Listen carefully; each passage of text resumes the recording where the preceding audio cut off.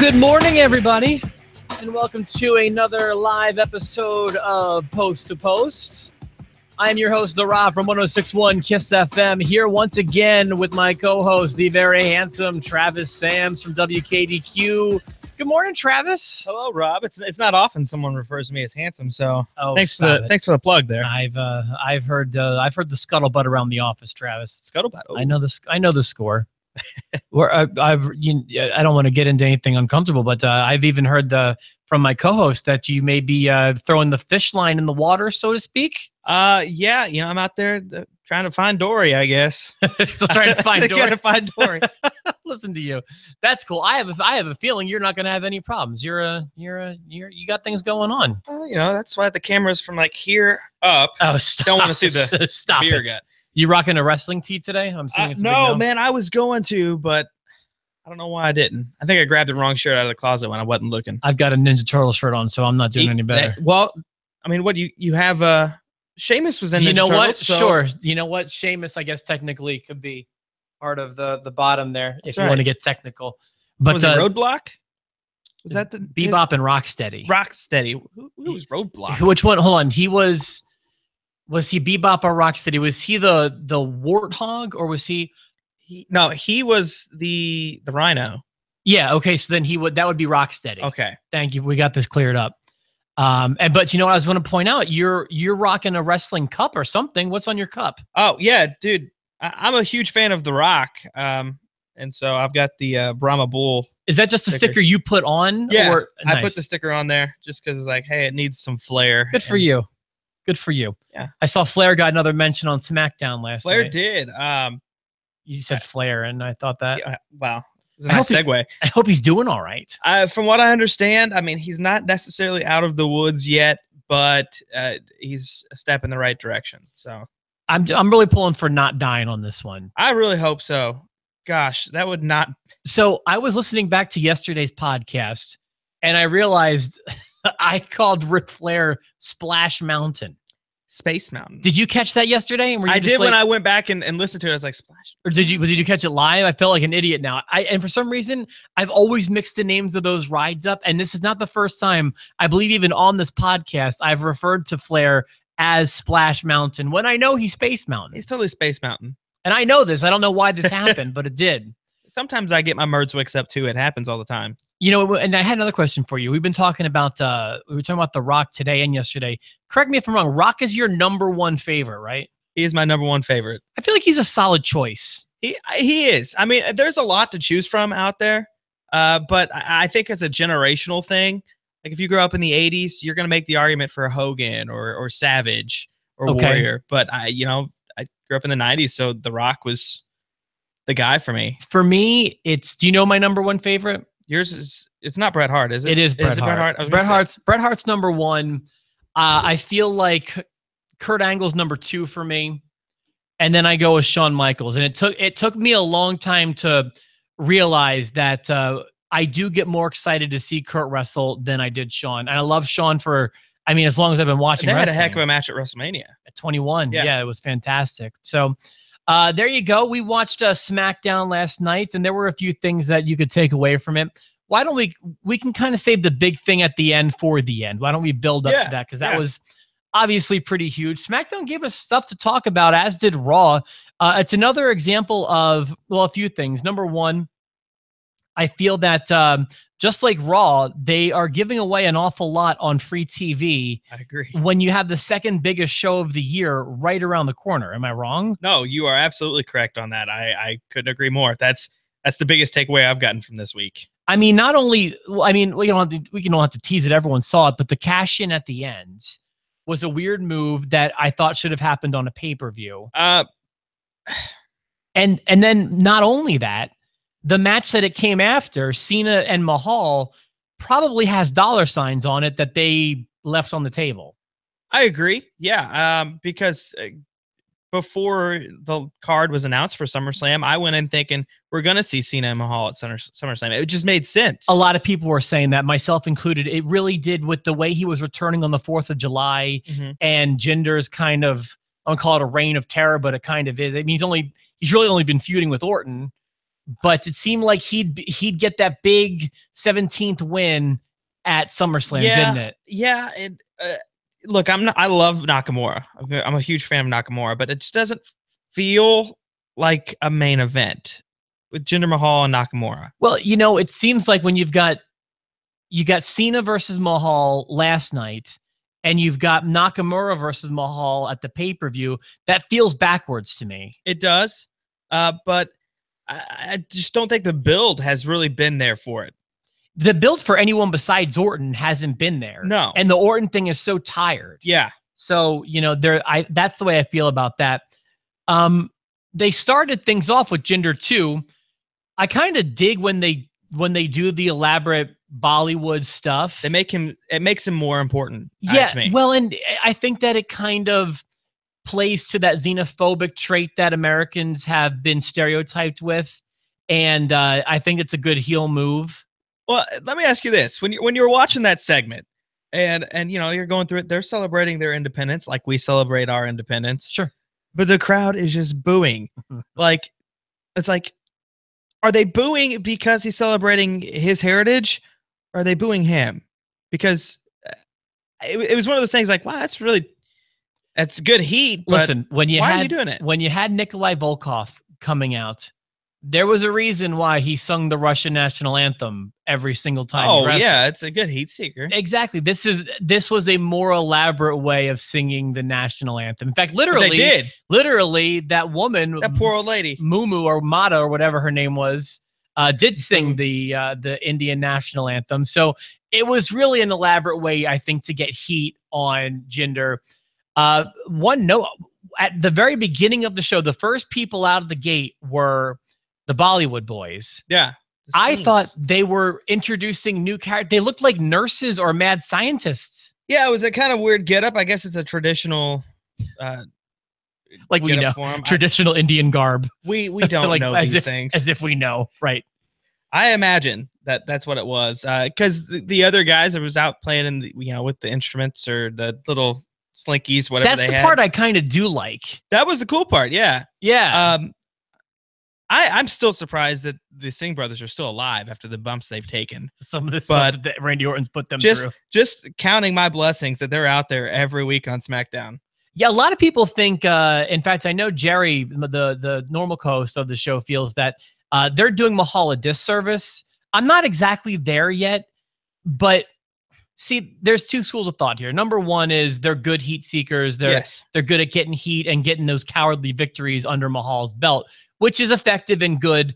Although a lot of people feel that Mahal is still pretty unproven as a champion. I agree. And that all these illegitimate wins are not doing anything to further prove him as a champion. No, they're not making him a big threat. Now, I think having them around is a good thing, and doing that every now and then is a good thing. But if he can pick up a win, clean or dirty, on his own, that'll establish him more as a threat. Well, last week they gave him a shot on his own. It was there were no Bollywood boys to my memory, and then you have Jinder Mahal taking on Randy Orton last week, and Orton gets a clean win. Exactly. So we there might be some weight to that. Yeah. So there was that. The women's segment came up next. I didn't have a lot of positive thoughts about it. I do think overall, whether you're talking about Raw or you're talking about SmackDown, the women's division is at a low point since the Divas Revolution. Yeah, there's not a whole lot going on there. I'm hoping with that Mae Young Classic, once that's over, something's going to come from that. I'm hoping. I mean, if we get an influx of actual talent, we could beefen up these rosters. But the problem right now is that they don't have enough for two strong women's rosters. They don't. And they've decided to split them up. Yeah. That's the thing. I felt even when they had the first draft, you had the cruiserweights on Raw. Send the women to SmackDown. All the women to SmackDown. Yeah. No, I agree with you completely. That's the way to do it. And they don't seem to want to make that happen. You do make a good point, though. With the end of the month, we've got the Mae Young Classic. After the Cruiserweight Classic, there was an influx of talent, cruiserweight talent. To a lesser extent, after the UK Championship Tournament, we saw an influx of the UK guys. There could be an influx of females after. On top of that, you've got a possible superstar shakeup after SummerSlam, where apparently all brands are going to be a part of it, according to the rumors. All brands. What do you mean by that? Oh, they're talking about NXT, really? 205 Live, SmackDown, and Raw. So could we see Asuka? Is that even a brand up there? It's Asuka's time. I mean, she's so good, and one division really needs to pick her up. Oh, absolutely. I think that'd be a mistake to keep her down there, especially if we're talking about it in this grand fashion, all brands involved. But I mean, if all brands are involved, who's going to pick up Noam Dar? Oh gosh, that's tough. I'm going to go with NXT. But there also have been rumors that Ronda Rousey has been talking with WWE. Yes, I've seen this. So I personally, if I'm trying to pick a dream match for Ronda Rousey, I want to see her and Asuka. Yeah, I guess I do. Charlotte would be number 2. Yeah. Asuka would be a great choice to see go against Ronda Rousey.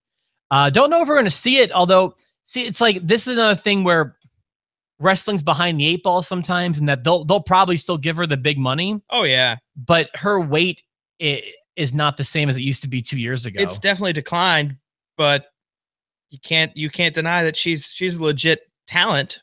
Yeah, I mean, she might do better in wrestling. I think so. So that'd be interesting, I guess. The only note I have from the women's stuff last night, I think the only thing I put it all. Oh no, I've got 2 notes about women. The first one is I'm glad that James Ellsworth is back. Yes.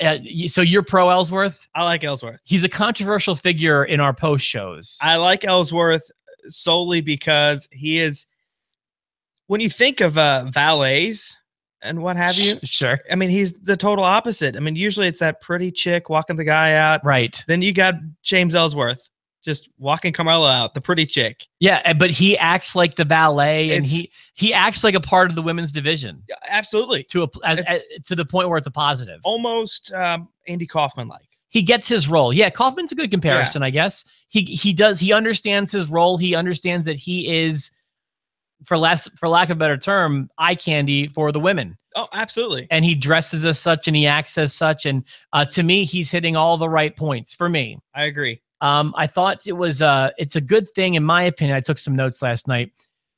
I love Breezango. or Breezango, or whatever they're called. I just am over the Twin Peaks thing. And apparently that ended. Yeah, and I'm glad that last night was the final night for the Twin Peaks angle. I like what they're doing with those backstage vignettes and everything. The problem I have is, where do they fit in other than that? Well, I feel like they can go back to parodying things that I know better. When it was like, they're good at being kind of, for lack of a better term, they're like Zoolander parodies. Yeah. Oh, absolutely. Did you listen to Jericho's podcast with them on there? No, but I mean to. What is anything they were basically talking. Tyler Breeze was talking about how Zoolander was his inspiration for his character. I've been comparing him to Zoolander since the word go. And they were talking about backstage. They used to refer themselves as Febreze, but they're like, due to copyright, so we can't really use that as our name. That's funny. I didn't even realize. That is funny. So was the interview good? Was it worth listening to? It was decent. I still haven't finished it yet, but it was pretty decent. You learn about how the fashion police and everything kind of got started. So it's pretty interesting. When they're parodying some things, like, even though I didn't watch X-Files, I appreciated those parodies. And what came before that? It's just like detective. They had Miami Vice, but it was like Fashion Vice. Yeah, I never watched Miami Vice, but to me that worked. Yeah. This one seemed to miss with a lot of the people that watch this show. I mean, they're still over. They're getting over with the crowd, but they're only getting over as entertainers, not as wrestlers. So I would like to see them do a little bit more in-ring stuff. And I'm getting confused as to the plot. I'm always looking in the background for the humor. Yeah. It seems that the Ascension is always on the other side of their ploys. I think because they're actual, they're good friends in real life. They knew those guys didn't have anything going for them, and neither did Breezango at the time. So let's just throw them in there. Can you even explain the plot to me? I remember, didn't Fandango get kidnapped? Well, it started off with what was it? Their office got raided, and they thought it was the Ascension that did it. And then it went down to Fandango eventually getting kidnapped. But didn't they blame that on Arn Anderson, I think? Yeah, it's very hard to confusing. Follow. Yeah, I don't even remember. You're right. Arn was a part of it. I don't even remember why. Something to do with the horse Tully. It's just so it's too. That's the thing. I kind of wish that they'd make this a little more focused, because I do enjoy them, but they're missing with me a little bit.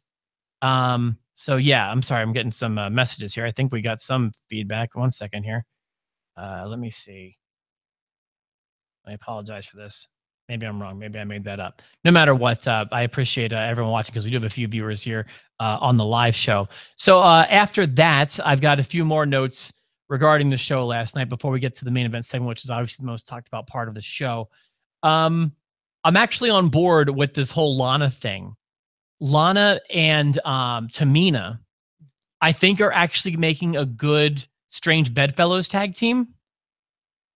Yeah, although I think Lana's going to be going back more as the kind of valet manager deal. I don't know that she's going to be wrestling much anymore after seeing something like that. I like the chemistry that Tamina has, I'll say the brutality, the brute force, and Lana has the beauty, and that they both kind of need one from the other. So they're kind of trying to get that rub off. You're getting the impression that Lana's going to be a valet again? Yes. Where are you getting that from? Just the way she's talking about how she's going to use her wits, her smarts, and her looks to get Tamina where she wants to be.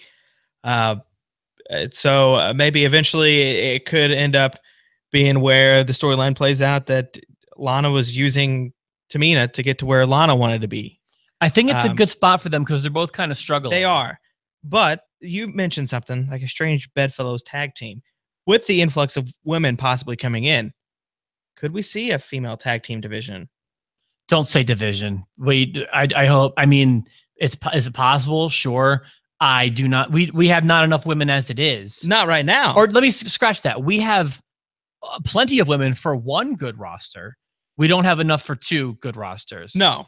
So, yeah, I wish that they would just pull the trigger and combine the brands already for that part. Let's see. I think that Gable and Rusev have great chemistry in the ring. Gable's awesome. He's tremendous. I hope they actually do something really, really good with him. I think Jason Jordan splitting up might be one of the best things that ever happened to Gable. They both seem like they could make this work. They could. I'm not out of the woods with them yet. I feel like they both could still flounder, but they might be able to make 2 stars out of this split. The split happened way too early, if you ask me. I agree. There could have been a lot more to come out of American Alpha. They didn't give the people who watch the main roster enough of a reason to sink their teeth and care about them as American Alpha. But I do feel like they've got potential on their own, especially when I see them in the ring. Especially like their suplexes. It seems like Gable's just tossing Rusev. It's amazing. They're just spot on. It's a beautiful thing. So there's that. And then let's see. I guess that's all the notes I have prior to the main event. Oh, AJ Styles and Kevin Owens with Shane. See, here's my thing. It was the same thing as the week before in reverse. It was. And that's been my complaint about SmackDown for the past 2 months. I feel like we've been getting the same things like that. Very much so. And I agree completely. While it came off fine, I still have, maybe I'm naive because I still have really high hopes for Sunday's match between AJ and Owens. It's like the third pay-per-view in a row these two have mixed it up on. It's got to be the end. I mean, I hope so. Plain and simple. Let them do their own thing. Give Styles another run at the championship. I don't know what they're gonna do. Could they even turn Shane heel? Possible. It's possible. You just don't know.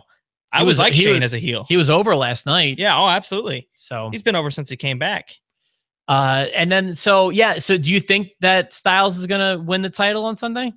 Wait, Owens has it, right? Oh, no. Styles has it. You're right. Okay, I'm sorry. I think it's hard to keep. It goes back and forth. It goes back and forth. Yeah. I don't know. I can't make a good prediction with that. But Usos, I found myself like more into the Usos last week than I was New Day, or last night. Usos have been picking up steam a little bit. I wouldn't say I'm more into them than the New Day, although I don't think it's a crazy statement. No, the team I'm most into is Breeze Dango still. Personally, I want to see more in-ring stuff from him before I can do that. Fair. All right, so the main event happened. I feel like this was a really not in every way. I felt this was a bad time for a cash-in. I feel like it's too soon. He just won the thing. I feel like since he didn't win the match, it's kind of a waste. Although it doesn't, not that just because he won the Money in the Bank means he needs to win the title. But like, that's kind of a thing that I like when it's used properly. It annoys me when every pay-per-view, someone talks about a cash-in happening. And that's annoying. So it happened randomly on a SmackDown, but it really felt like a waste to me. It could have been a whole lot better. I mean, when he came out to interfere in the match, Cena was out, and Cena just hit that attitude adjustment off the top rope. Is that what he did? I think so. Yeah. So that was a perfect opportunity for him to come in and cash in the Money in the Bank. But he wasted so much time with Cena and everything.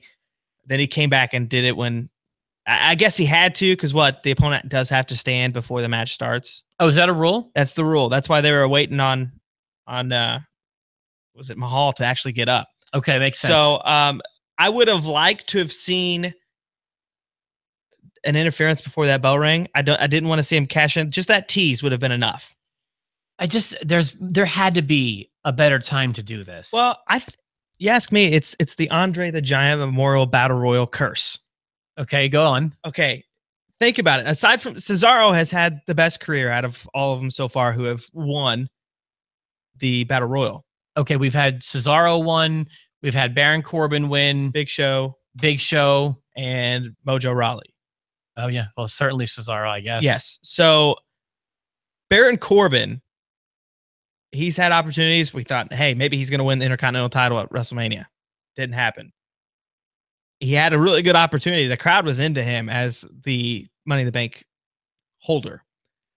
Then he cashes in on an opportunity that just, it wet the bed altogether.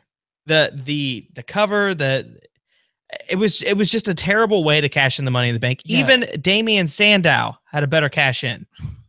Take that, Baron. And Damian Sandow had the best match of his career with that. Who'd even cash in on? Against Cena. Yeah, that makes sense. But Baron Corbin, it's just, I think it's one of those things that it was very misused and just a poor opportunity. He didn't have to win with the briefcase, like you said, but at least make it more entertaining than that. Yeah, or just like the people I feel like are they're brimming with excitement at the pay-per-views for stuff like this. They do it then. Do it at a pay-per-view, even if you're not going to have them win. Yeah. Have it happen on like this, no matter who wins on Sunday between Nakamura and Jinder, you could have him cash in and lose and still get the same. It's the same effect. Yeah. So that was my big complaint. I thought that Raw won the week. Personally, I thought Raw had the better show. I feel like Raw has definitely won the build for SummerSlam. Absolutely. I'm more interested on everything going on the Raw side than the SmackDown side.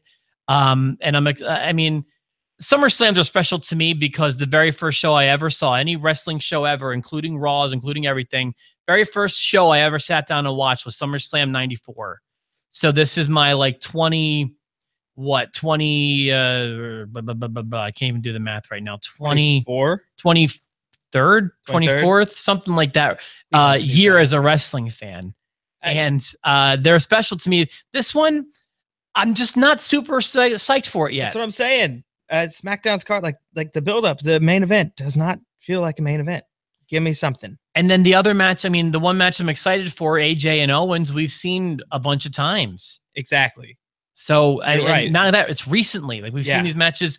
Like we've seen them on SmackDown since their last pay-per-view, which was also against each other, which was the second time they've done it on paper, or second or third time. It's just too much. It's a lot for me. And I'm wondering how the pay-per-view itself is actually going to go. Will it be just a boom or bust? I will sum this up in 2 words for you, how SummerSlam will go. Are you ready? Yes. SummerSlam in 2 words. 6 hours. Yeah, that's pretty spot on. It's going to feel like 6 hours. Is there anything else you think we should mention from SmackDown this week, Travis? I think that pretty much covers it, doesn't it?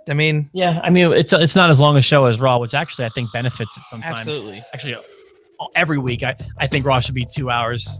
3 hours is quite a bit. The best Raw in a long time was actually in Evansville. It was. Isn't that a great thing? We saw the breakup of Enzo and Cass. We got a really good show when they came to Evansville. Yeah. But anyway, for myself, the Rob, and my tag team partner, Travis, thanks for filling in this week, man. Not a problem. Anytime. Ramblin' Jerry Valeri is going to be back on Friday. He and I will lay our official predictions down for SummerSlam. You won't want to miss it. We'll also be celebrating our 1-year anniversary together as a team. So tune in Friday for another live episode with Jerry. Travis, thanks again, bud. Anytime. And we'll chat with you again later on.